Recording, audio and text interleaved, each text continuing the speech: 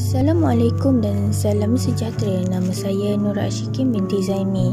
Saya dari kelas 6 atas Rahman Talib SMK Bukit Jawa dan guru penasihat saya ialah Puan Samiha. Pada hari ini saya akan menceritakan tentang pembaharuan dalam bidang politik dan ekonomi yang dilaksanakan oleh Khalifah Umar Al-Khattab. Pengenalan, Saidina Umar Al-Khattab yang diberi nama gelaran Al-Faruq atau Umar ialah daripada Bani Adi, iaitu salah satu golongan Bani Adi Quraisy. Khalifah Umar Al-Khattab merupakan khalifah kedua kerajaan Khulafa' Ar-Rasyidin yang mengambil alih pemerintahan daripada Khalifah Abu Bakar As-Siddiq melalui wasiat yang ditinggalkan kepada umat Islam. Khalifah Umar memerintah negara Islam Madinah selama 10 tahun bermula dari tahun 633 Masihi sehingga 643 Masihi. Dan sepanjang pemerintahan terdapat pelbagai pembaharuan yang dilaksanakan khususnya dalam bidang politik dan ekonomi. Pembaharuan dalam sistem pemerintahan Khalifah Umar Al-Khattab dalam bidang politik ialah pembahagian wilayah. Khalifah Umar Al-Khattab telah membahagikan negara Islam kepada 8 wilayah. Tindakan ini dilakukan bagi memastikan pengurusan pentadbiran lebih sistematik, ekoran wilayah kekuasaan yang semakin bertambah berikutan kejayaan dalam kempen peperangan. Setiap wilayah dilengkapi dengan pusat pentadbiran, dengan Madinah berperanan sebagai pusat pentadbiran kerajaan Islam. Khalifah Umar telah membentuk sistem birokrasi yang lengkap di setiap wilayah berkenaan dengan diketuai oleh gubernur yang dibantu oleh pegawai-pegawai lain seperti pengarah pembendaharaan, pemungut cukai, ketua polis dan hakim atau kadi. Gubernur bertanggungjawab menghantar laporan tahunan, sementara rakyat diberikan peluang mengadu sekiranya ada perkara yang tidak memuaskan dilakukan oleh pegawai-pegawai kerajaan. Gubernur yang dilantik juga perlu mengisytiharkan harta mereka terlebih dahulu untuk mengelakkan berlakunya amalan rasuah. Penduduk di setiap wilayah disusun mengikut sistem unit Arafah. Terdapat 7 unit suku, antaranya suku Kinanah, Tamim dan Iyad.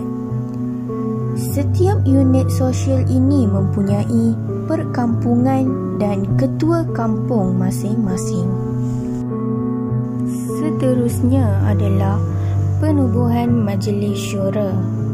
Khalifah Umar Al-Khattab telah bertindak menginstitusikan prinsip dan amalan syura melalui penubuhan Majlis Syura. Individu-individu yang menganggotai majlis ini dikenali dengan nama Ahlul Al-Syura atau Al-Hal wal-Aqad. Terdiri daripada ulama dan para sahabat yang memiliki kuasa eksekutif sekaligus menerima umat Islam. Melalui kuasa yang dimiliki oleh ahli-ahli ini, mereka boleh bertindak melantik atau menyingkirkan mana-mana khalifah yang didapati terlibat dengan salah laku atau kezaliman. Semua perkara berhubung dengan dasar negara, baik dalam bidang politik, ekonomi dan sosial, akan diputuskan oleh Majlis Syura berdasarkan suara majoriti. Melalui amalan syura, Khalifah Umar telah memberikan peluang dan kebebasan yang seluas-luasnya kepada semua rakyat di bawah pimpinannya, mengemukakan fikiran dan pandangan dan juga kritikan demi kebaikan dan keadilan Islam. serta menggalakkan percambahan idea dalam kalangan masyarakat. Seterusnya adalah pentadbiran undang-undang tanah. Khalifah Umar telah membahagikan tanah kepada dua kategori, iaitu tanah dimmah, iaitu tanah yang bertuan, dan tanah sawafi, iaitu tanah yang tidak bertuan. Setiap tanah bertuan akan dikenakan cukai kharaj, manakala tanah tidak bertuan akan dimilik negarakan. Tanah-tanah milik pemerintah Rom di Mesir dan Syria telah dirampas dan dibahagikan kepada para petani. Golongan tentera tidak dibenarkan mengambil tanah di jajahan melainkan melalui pembelian. Dasar ini berbeza dengan zaman sebelumnya di mana tanah-tanah jajahan dibahagikan kepada tentera yang berperang. Seterusnya adalah hakim dan jabatan kehakiman. Jabatan kehakiman telah dipisahkan daripada jabatan lain bagi memastikan tidak berlaku campur tangan politik, berlaku sekaligus memberikan keadilan kepada rakyat. Khalifah Umar Al-Khattab juga menetapkan syarat ketat bagi bakal hakim seperti mempunyai ilmu yang cukup serta dihormati oleh masyarakat dan mempunyai pergaulan yang baik. Beliau juga memastikan kadar gaji yang tinggi kepada hakim untuk mengelakkan berlakunya amalan rasuah.